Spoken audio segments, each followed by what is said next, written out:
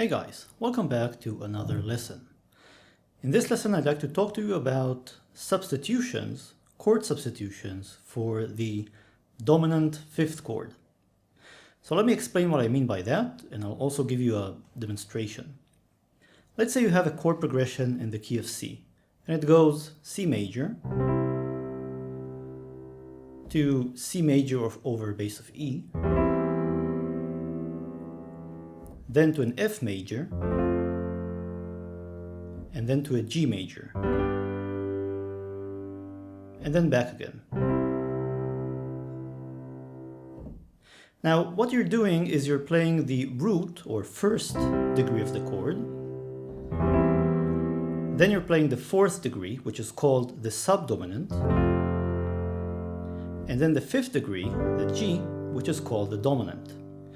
And what we're going to talk about in this lesson are substitutions for the dominant, meaning chords that you can swap in for this G major. For example, one chord you could swap in is a B flat major.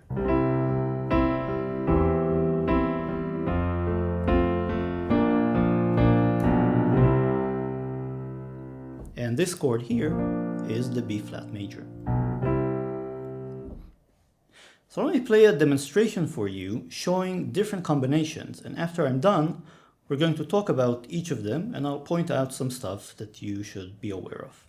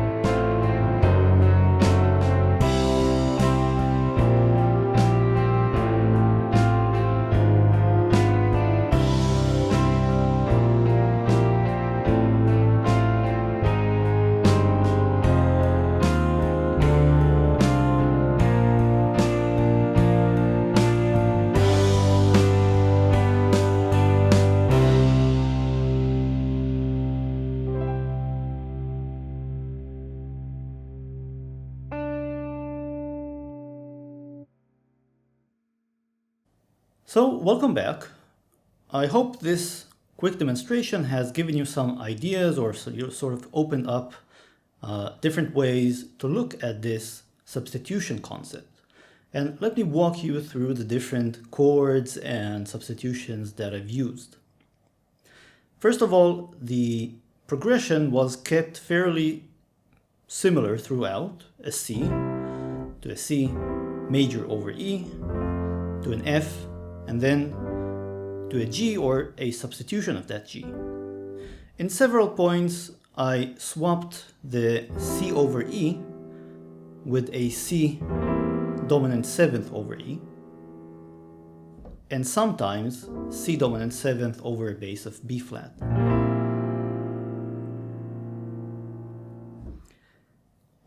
And those are really the only two variations, and it doesn't really matter. You can use either one. It doesn't really change any of the discussion we're going to have about substitutions for the dominant fifth degree. Okay, so the first substitution I've used was an F minor.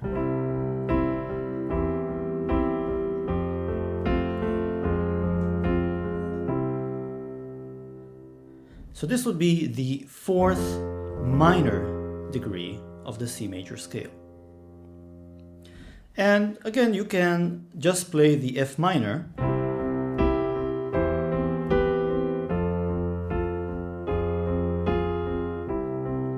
or you can add some motion to the chord.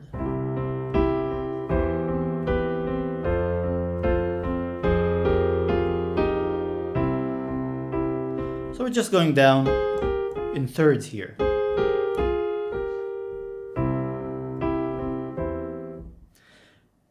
The second substitution that I used was the B flat major chord.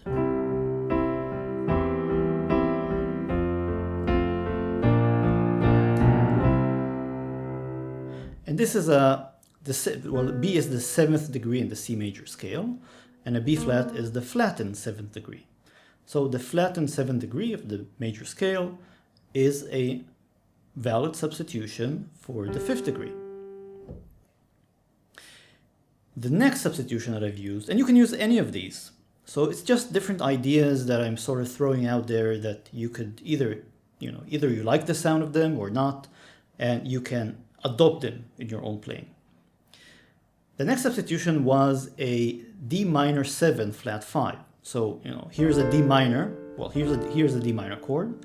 I can add the 7th degree, and then I can take this 5th degree, this A, and flatten it, and play an A flat. And usually, I either play this or I play some sort of inversion of this, and what I played in this particular performance was I took this C down here and this A flat down here, and I played this inversion of it. And it sounds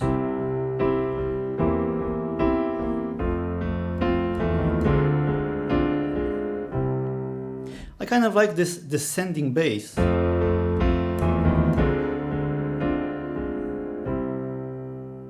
In the left hand. Kind of adds a dramatic flair. You can use it or not depending on the piece you're playing. The next substitution was again a B flat major, but I played a particular version of B flat major, namely a B flat dominant 9th, which has a kind of a nice flavor to it, which is very reminiscent of, if you are familiar with ELO, this is a chord that Jeff Lynne uses in a lot of different ELO songs. I particularly like it, and I use it in my own playing. So a B flat dominant 9th would be, here's the B flat major, and you add the flattened 7th degree and the 9th degree of the B flat major scale.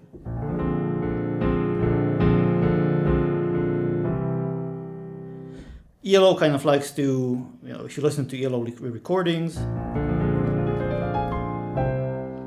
they always do these arpeggios when they play this chord. So it adds some dramatic flair. So put together it sounds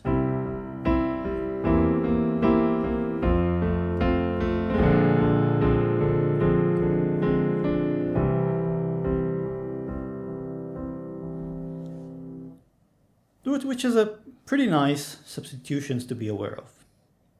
Next one was an A flat major. So C over bass of E, F.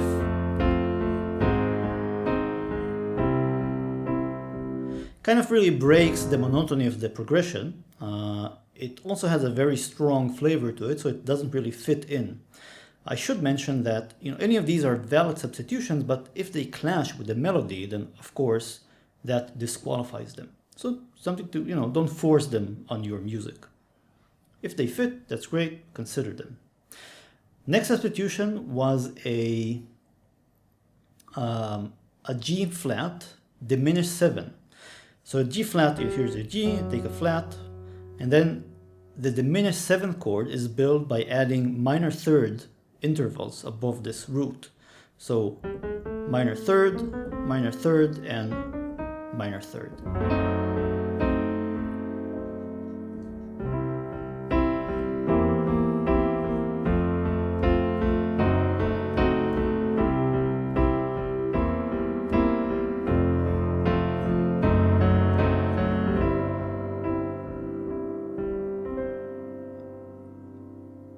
Has kind of a nice motion to it, almost like it's unresolved, and then it resolves back to C major. So that's kind of an interesting substitution, which again breaks kind of, it's unconventional a little bit unconventional to my ears. Kind of has a Queen sound to it, I think. The next one was an A flat diminished 7.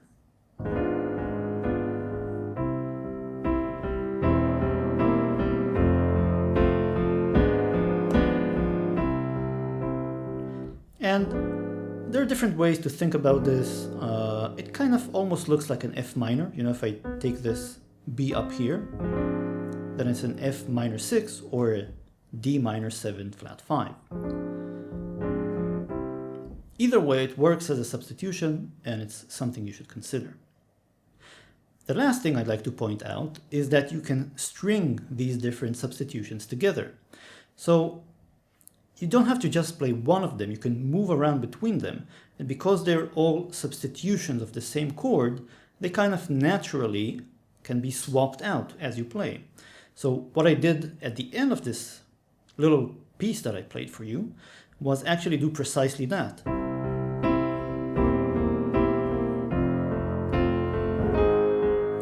A flat, D minor, D minor 7 flat 5, B flat major, G, or you could play a G dominant 7, and a C. And you can play around with stringing these different substitutions together. For example, you could do something simpler.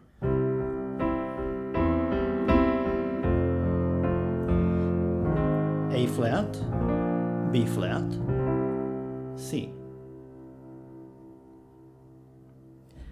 So there's a lot to play around with, and I hope you found some interesting sounds to add to your repertoire and some ideas as well, and that you've learned something interesting, and I'll see you next time.